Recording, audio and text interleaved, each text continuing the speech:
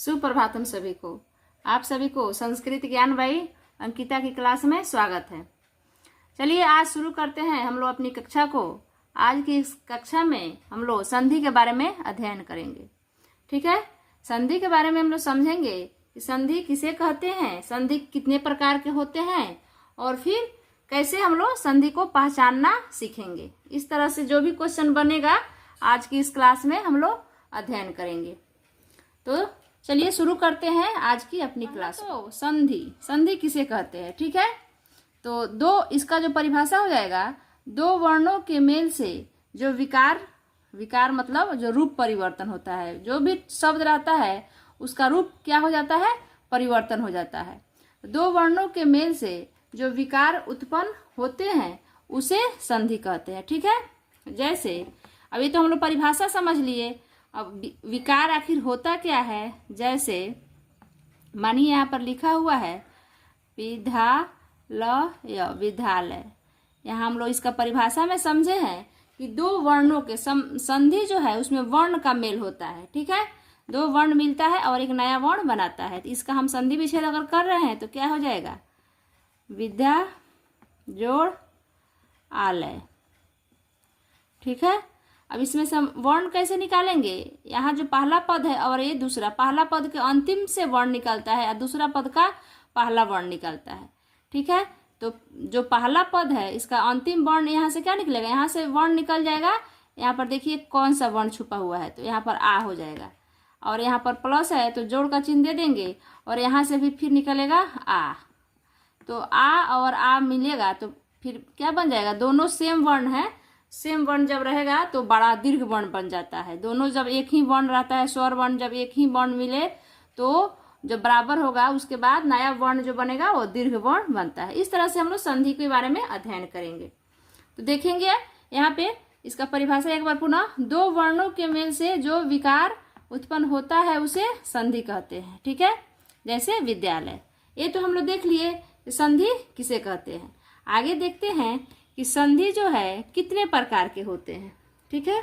संधि का भेद, संधि का भेद आप सब इसे अपने कॉपी में भी नोट कर लेंगे ताकि बाद में आपको दिक्कत नहीं हो। संधि का भेद, तो संधि कितने प्रकार के होते हैं, तीन प्रकार के होते हैं। तीन भेद होते हैं। संधि के कितने भेद होते हैं, तीन भेद।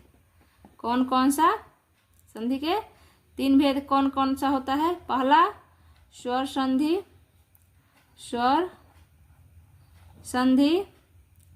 दो नंबर में व्यंजन संधि और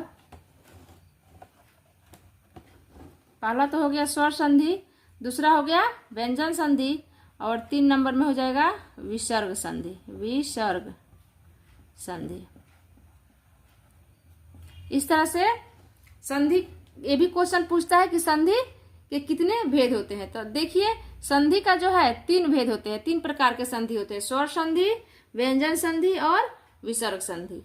स्वर संधि में स्वर वर्णों का मेल होता है, व्यंजन संधि में व्यंजन वर्णों का मेल होता है और विसर्ग संधि में जो है विसर्ग जो वर्ण होता है उसका मेल होता है।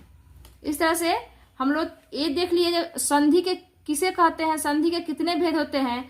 अब हम लोग पहला जो भेद है, जो पहला प्रकार है संधि के, इसके बारे में पहले अध्ययन करेंगे, ठीक है।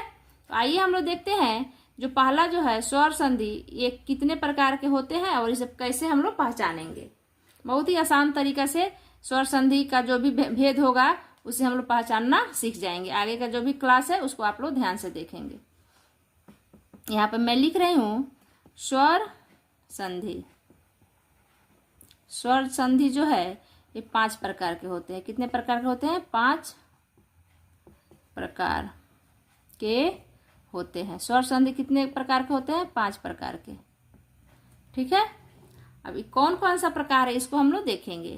तो पहला तो हो गया दीर्घ स्वर संधि, ठीक है। दीर्घ संधि, दीर्घ संधि। 2 नंबर में हो जाएगा गुण संधि, गुण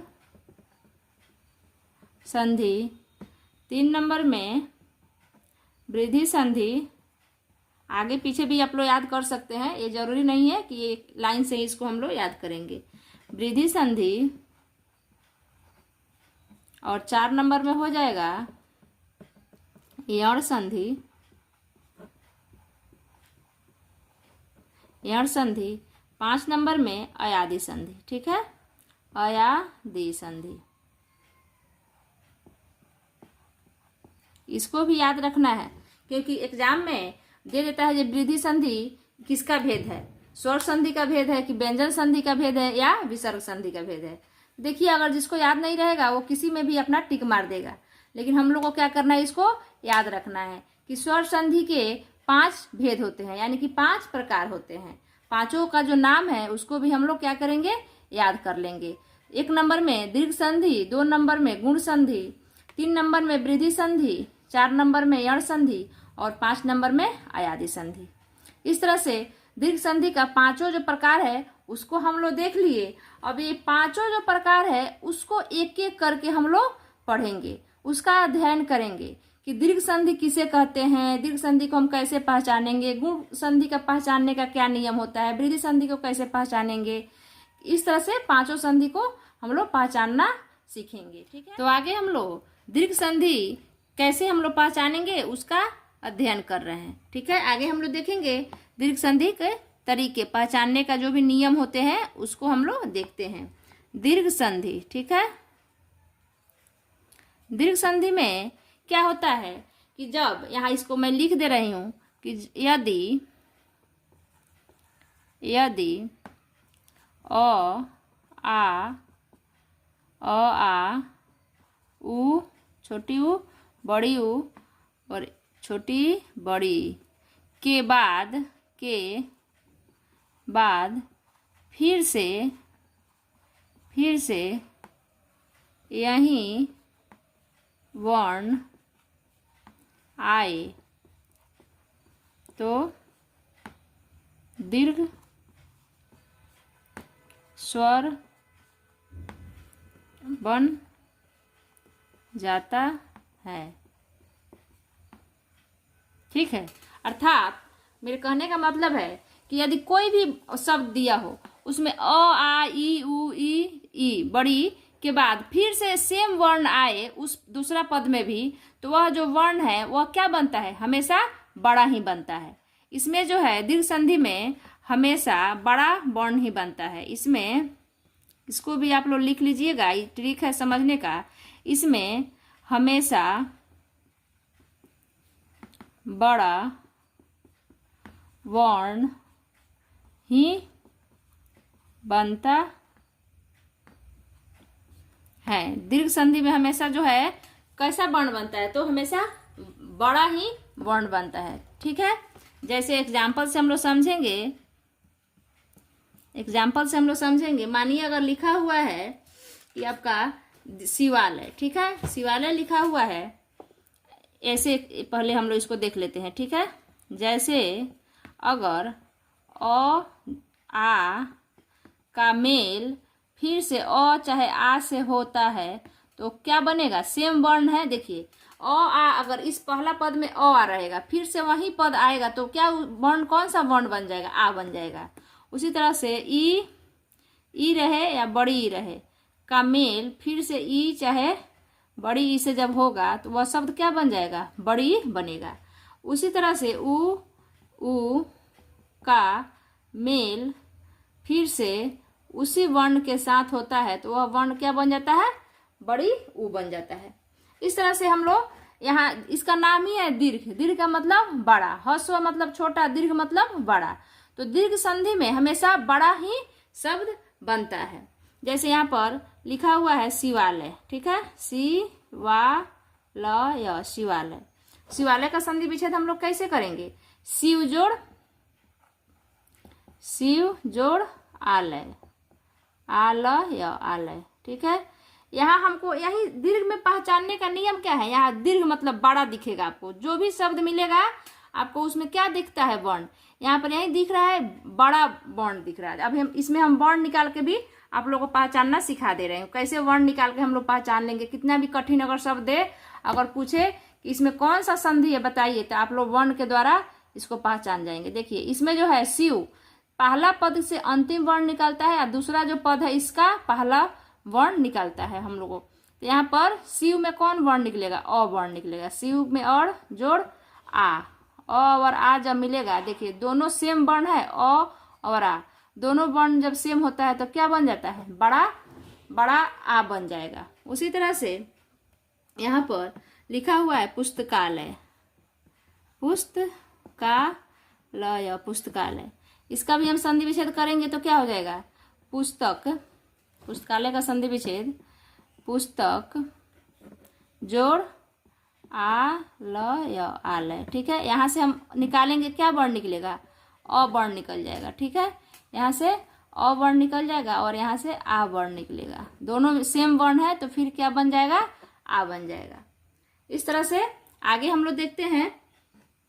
जैसे लिखा हुआ है आपका महानुभव, क्या लिखा है? महानुभव। इसका संधि विच्छेद क्या हो जाएगा? महान जोड़ अनुभव। इसका हो जाएगा संधि विच्छेद महाजोड़ अनुभव, अनुभव, महाजोड़ अनुभव। दोस्तों यहाँ से हम वर्ण निकालेंगे, आ वर्ण निकलेगा। यहाँ से निकालेंगे अ। अब इधर आ रहे चाहे इधर अ रहे, उससे कुछ नहीं फर्क पड़ता है। सेम वर्ण दिखाई देना चाहिए हम लोग को। जब सेम वर्ण दिखाई देगा तो बन जाएगा आ। इस प्रकार से अ और आ का जो मेल हो रहा है, दोनों सेम वर्ण आएगा। इधर आ रहे चाहे इधर अ रहे, इधर अ रहे या इधर अ रहे, दोनों तरफ सेम हो, फिर भी क्या बनेगा? आ बनेगा। मेरे कहने का मतलब है कि जब हम देखेंगे वर्ण निकालेंगे, सेम वर्ण आएगा तो वह वर्ण जो क्या हो जाता है? दीर्घ वर्ण में बदल जाता है। ऐसे ही हम लोग दीर्घ संधि का जो भी पहचानने का नियम होता है उसे हम लोग, जैसे यहाँ पे लिखा हुआ है विद्यार्थी, क्या लिखा है? विद्यार्थी, विद्यार्थी। इसका संधि विच्छेद क्या हो जाएगा? विद्या जोड़ अर्थी। ठीक है, विद्या जोड़ अर्थी। देखिए यहाँ से हम वर्ण निकालेंगे, क्या वर्ण निकल रहा है? आ वर्ण निकल रहा है। आ जोड़ यहाँ से निकल रहा है अ वर्ण। आ और अ मिलेगा तो क्या बन जाएगा? आही वर्ण बनेगा, बड़ा आही बनेगा। ठीक है, अब हम लोग ई वाला थोड़ा देख लेते हैं। ई और ई का जो मिलन होता है तो क्या बनता है? ई या बड़ी ई का जब मिलन हो उसी वर्ण से तो क्या बनेगा? क्या बनेगा? हमेशा बड़ा ही बनेगा। इसको देखते हैं। जैसे मानिए यहाँ लिखा है कविंद्र, क्या लिखा है? कविंद्र, कविंद्र। इसका संधि विच्छेद क्या हो जाएगा? कवि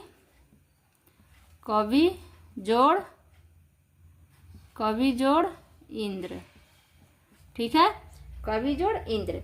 अब हम यहाँ भी वर्ण निकालते हैं। कैसे पहचानेंगे जी? कैसे, कौन सा संधि है? देखेंगे यहाँ से कौन सा वर्ण निकल रहा है? छोटी का वर्ण निकल रहा है। यहाँ पर जोड़ दे देंगे।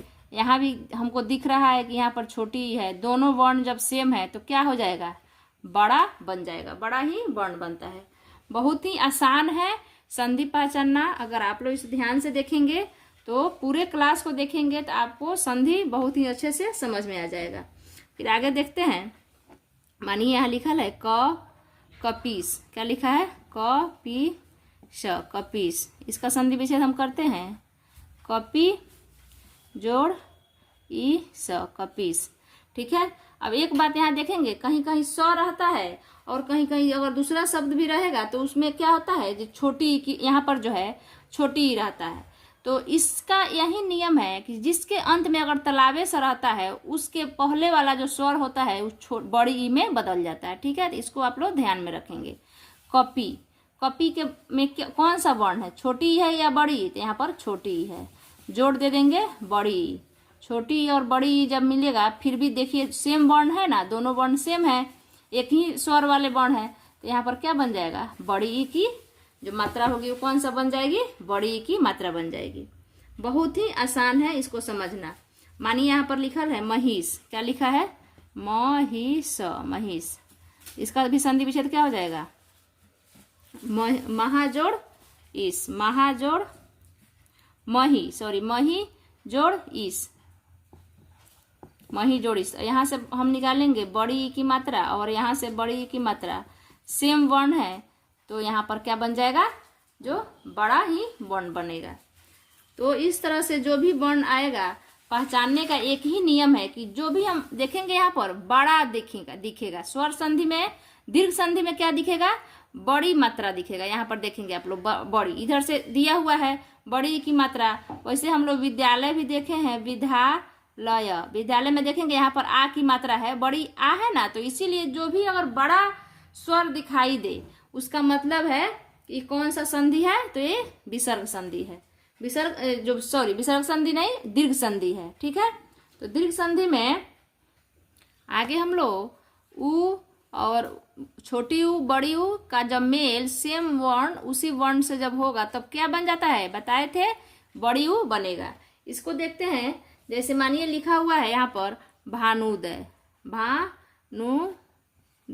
भानुदय, इसका संधि विच्छेद करेंगे तो क्या हो जाएगा, भानु जोड़ उदय, भानु जोड़ उदय। इसमें भी आप देखेंगे, देखिए बड़ी उ की मात्रा है, क्या यहाँ पर है, बड़ी उ की मात्रा है। जो भी स्वर शब्द मिलेगा उसमें अगर बड़ी मात्रा दिखाई दे, दीर्घ दिखाई दे, तो वह जो संधि हो जाता है वह दीर्घ संधि हो जाता है। यहाँ से हम वर्ण निकालेंगे, क्या वर्ण निकल रहा है, उ निकलेगा, यहाँ जोड़ है उ निकलेगा, उ सेम वर्ण है तो क्या बन जाएगा, बड़ी उ की मात्रा बन जाएगा। ठीक है, यहाँ पे लिखा है सुक्ति, सुक्ति, यहाँ देखिए सु भी बड़ी उ है, यहाँ पर सु जोड़ उक्ति, सु जोड़ उक्ति, यहाँ पर उ निकलेगा, फिर यहाँ से उ निकलेगा, सेम वर्ण निकल रहा है, बराबर में बनेगा बड़ा। इस तरह से जो भी स्वर संधि है बहुत ही आसान है पहचानना। क्या इसमें हम लोग देखेंगे कि बड़ा शब्द देखेंगे, क्या देखेंगे, बड़ा जो भी रहेगा। जैसे कपीस भी हम लोग देखे हैं, कपीस, यहाँ देखेंगे यहाँ पर बड़ी ई की मात्रा है कि नहीं है, यहाँ से। तो ये सबसे बड़ी ट्रिक होता है संधि, दीर्घ संधि या कोई भी संधि हो तो पहचानने का एक ट्रिक होता है, जहाँ इसको हम कैसे पहचानेंगे। ठीक है, इस तरह से आज की क्लास में हम लोग दीर्घ संधि के जो स्वर संधि है उसके बारे में पहचानना, जो कैसे पहचाना जाता है, उसको किस तरीके से हम लोग वर्ण को निकालेंगे, इस सब बारे में हम लोग अध्ययन किए। आगे के क्लास में गुण संधि का हम लोग अध्ययन करेंगे। इसलिए आप लोग जो इसको देखेंगे, इस वीडियो को, इसको पूरा देखेंगे, एक बार पुनः दोबारा भी इसको देखेंगे ताकि इस वीडियो को अच्छा से आप लोग समझ लेंगे। संस्कृत ग्रामर हो या हिंदी ग्रामर हो, संधि टॉपिक से आपका एक भी क्वेश्चन नहीं छूटेगा। ठीक है, थैंक यू।